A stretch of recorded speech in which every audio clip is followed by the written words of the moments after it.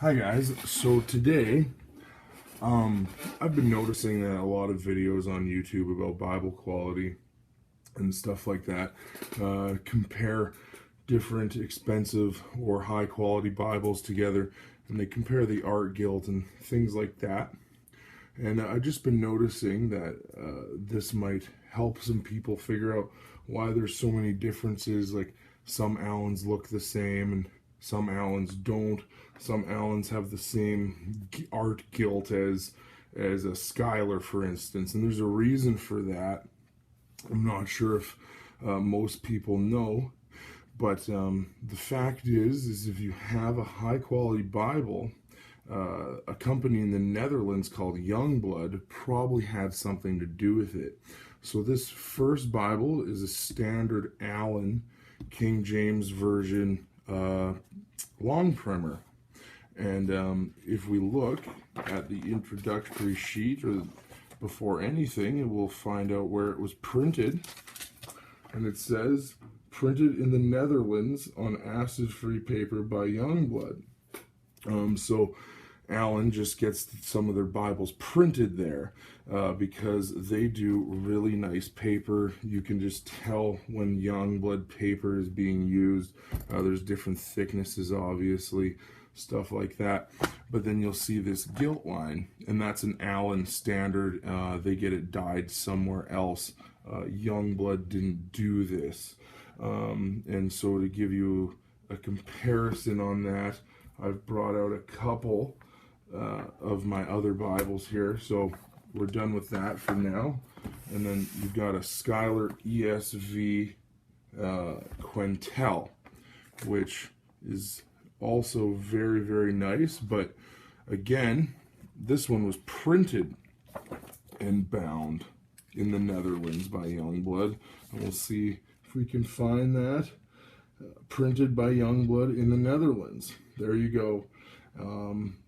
This Bible actually says who did the typesetting. I believe they get this paper from somewhere else. So this one's printed and bound in the Netherlands by Youngblood, but I don't think the paper,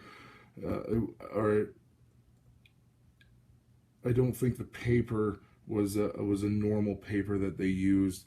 That in the original NASB, they went elsewhere looking for this specific type of opaque paper.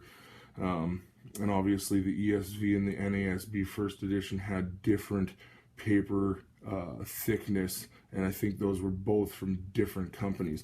But as you see, this one was actually, the art gilt was also done by Youngblood, and you can tell it's more of a salmon rather than that deep red. And that's interesting. So here we have an ESV, Allen. Again, this one's also printed in the Netherlands, but not bound by Youngblood.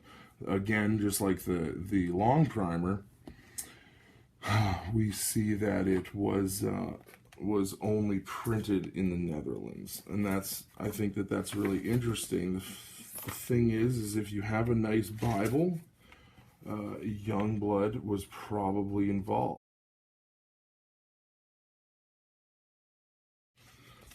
Printed in the Netherlands. There you go. But this one wasn't bound or anything, like I said before. And this one, again, is dyed at the typical place Allen gets their bindings done. You can see, just because of the deep red art gilt, you know it wasn't done by Youngblood.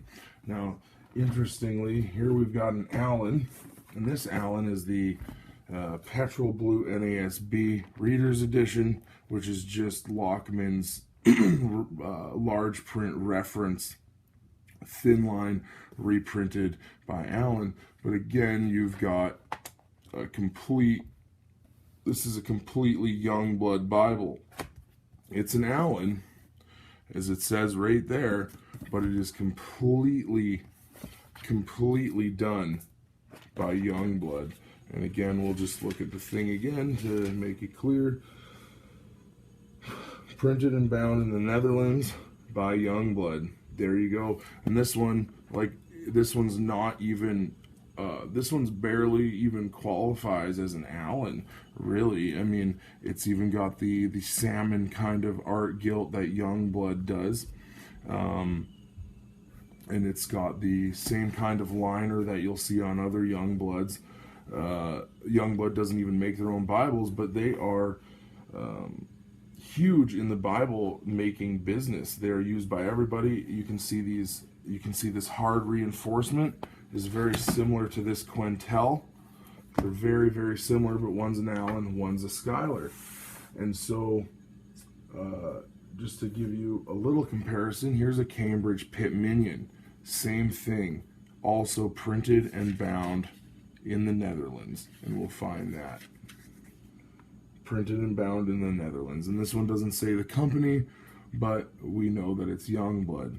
Now, one thing, Youngblood does everything to specs for the company. The Cambridge Pit Minion has a cheaper liner. It's just glued on, that kind of stuff. It's some sort of synthetic, whereas this is some sort of leather. It feels like it's probably a bonded leather, because it's very similar to the first edition Quentel. I'm talking about the petrol blue, if you can't see, if that's not on screen.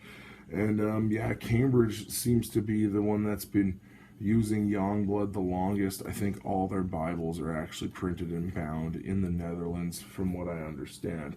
And now the proof that Youngblood is literally involved in everything.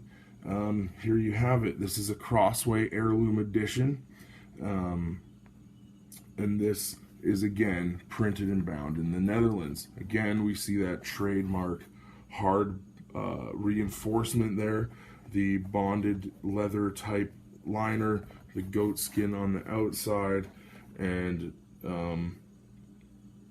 yeah, this one is a Crossway, and yet it's basically the exact same quality as this petrol blue,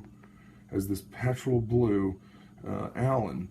Right, and it's even got that salmon art gilt, all of that. And you know, when Crossway decided to make their nicest Bibles and reprint this one was originally printed by Lego in Italy, and then bound in the States, I believe, by whoever Crossway normally uses. I don't know, but when they reprinted this again, they went with Youngblood. And so the fact is, if you have a nice Bible, Youngblood probably had something to do with it. That's just a fact.